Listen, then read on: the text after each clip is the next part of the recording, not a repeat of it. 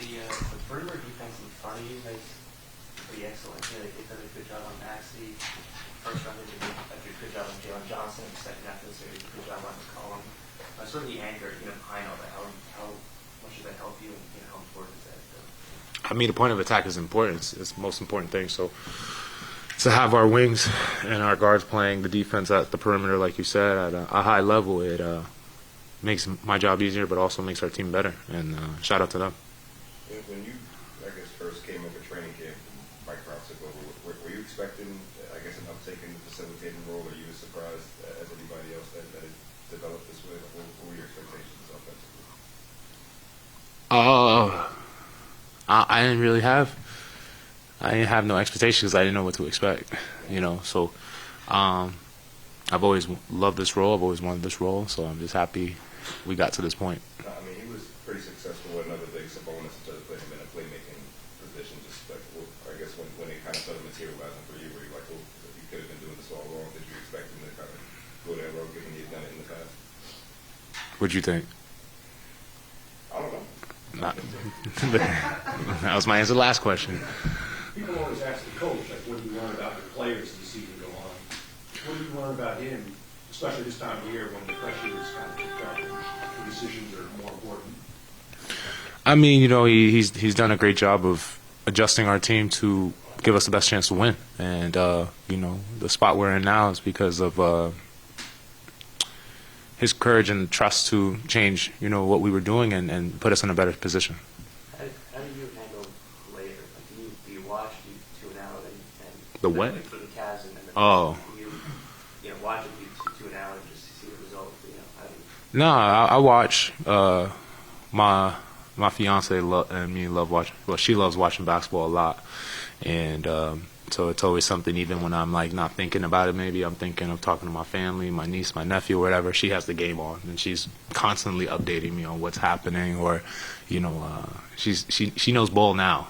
After all these years together, she's talking about flex screens and UCLA cuts and stuff like that. So I definitely am tuned in. I watch the games, especially on the days we're not playing. The Wolves are playing, so I'm always tapped in. I'm watching. I'm texting Am, I'm texting Rudy, I'm texting those guys, and just watching them play. Either of those two opponents, especially Cleveland, they have those two big guys in the line.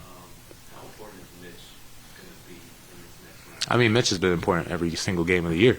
It didn't need to be a postseason to understand his impact on our team and our locker room. He's one of the most impactful players on our team, and I think all of y'all know how important he is to us. Yeah, how much, so much of this business, playing basketball, is dependent on health. Mm-hmm. I'm just wondering how much of that longevity is luck, just good genes, good fortune. How much is something that's just how you take care of your body? How much is luck? I believe luck is not given; it's earned. I've earned my luck. I've put the work in outside of the basketball court, taking care of my body, my diet. With my team that keeps me healthy and feeling good. In my career, I've always believed luck is just something that God is just happened to happen. It's given, but it's something you earn. I've earned the right to have luck in my situations where I should have been in the worst spot because I put the work in. You know what role you could have had offensively the whole time. Do you feel like what you're doing now is like indicated, like, see, I told you. I've always said, and since the beginning, I'll do whatever it takes to impact winning. And, I'm glad that I've been able to do that with this change of role and be able to help our team win. I mean, that's the most important thing, and utilize my talent. Can you tell us a little bit more when you're down 1-2 and this change is made? I mean, did you just come in the next day and you're told that it's going to change? Or how did this all transpire, and what was it like? Were you going into that next game knowing that the switch is split? I mean, you go, you're down 2-1. Obviously, it's not the end of the world, but it's, you guys understand the importance of the next game. Every game is it should be acting like we're down 2-1, no matter if we're up 3-0. You go in there, you say how you feel, what your feelings, your idea, and see if it's received. And it was received. So I'm glad that we're not talking about a 2-1. We're talking about us getting ready for the next opponent and having this time to see our families, rejuvenate our minds, our soul, and get ready for the next challenge. I remember early in the postseason, Josh said he takes nothing from the regular season in terms of like regular season matchups versus the playoffs. How do you? He's right. How do you approach it? He's right. I mean, I'm super honored to say it's my third straight consecutive conference finals, but in the last 2 conference finals, it's been teams that we've had a lot of success against in the regular season and found ourselves losing in the conference finals. So you cannot see anything as an opportunity. Well, the regular season said we had success, so it should translate in the postseason. It doesn't work like that. I haven't seen the other way around. I haven't had the opposite situation. So I'm just happy that you get to keep having these chances. You can't take any of them for granted. The last couple of days of practice has been like not knowing who you're going to play. Really just focusing on ourselves. I mean, thankfully, to God, we got this time off. Just figuring out ourselves, keeping ourselves sharp, staying mentally sharp is important. But yeah, just working on ourselves. Your perimeter defense as a team has been really good. You guys did a good job on Maxey. You guys figured out McCollum in the first round, Jalen Johnson. What has led to that? And how important is that to you? I think it's huge. Obviously, every round gets tougher. Different opponents, different challenges. So having a great point of attack on the perimeter is super important. And then trusting our guys at the rim to make plays or rotations. But it's about energy and effort and just a full team locking in. You saw firsthand 3 years ago what Knicks was able to do in that first round series. What do you remember about that and his performance? And is that kind of indicative of his potential impact in the playoffs? Absolutely. I mean, feels like every year Mitch just continues to get better. He's so important to our team.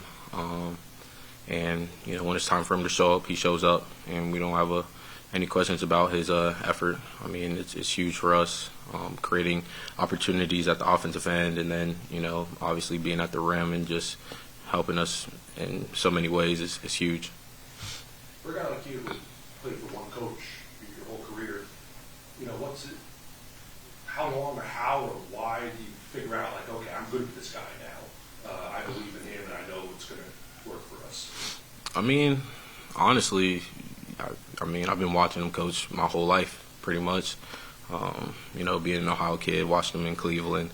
So I always felt like, he's done a great job wherever he's been. So I have full trust in, execs and ownership making the right choices. So it's easy to believe. Deuce, when you guys were down 2-1 in the land of series, and then you make a major change in the offense, and Cat has a bigger role or a different role.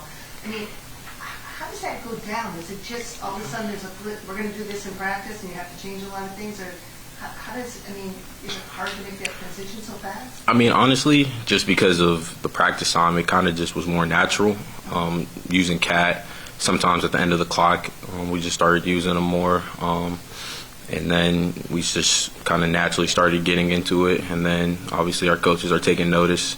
And, it's kind of been what we've been doing all year. But I think the more it started happening when at the end of the clock, guys were off them. And then we started using them, playing off the ball. And then we just kind of started making it more of a point of emphasis.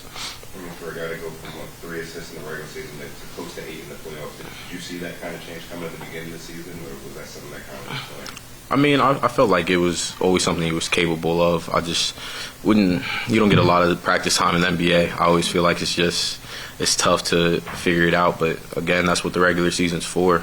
Obviously playing here in New York, everybody's always very on it in the regular season. And you go through these waves of 82 games. So at the end of the day, it's important to figure it out at the end. When you shot the way that you shot in Game 4 in Philly, are you like, damn, I don't need this long break. Like, let's get it. What do you think? No, I mean, I trust it. it's good to give your body some rest, to be able to sit back and watch your opponents kind of beat each other up in a sense. But honestly, I'm not worried about it. Do you like watching, the other series unfold, knowing that, you'll play like tonight you're gonna watch, or you gotta tune out? Oh yeah, I'm definitely going to tune in.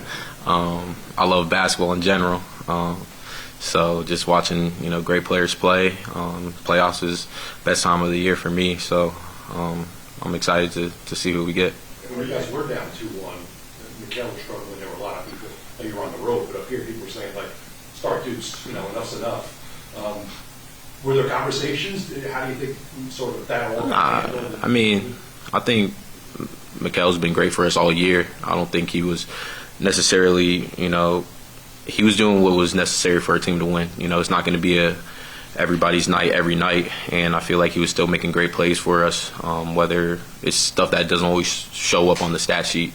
Sometimes he was giving great cuts for us, just running in transition and getting out. So I feel like it's a different type of a challenge to not always have the ball in your hands and not always get a certain amount of shots and things like that. So I feel like he's been great for us all year. Are you surprised at all by how the Cleveland-Detroit series played out? Or were you expecting it to go a different way at all? Honestly, I didn't know what to expect. I feel like, again, both great opponents. We respect both of them, and we'll be ready to go.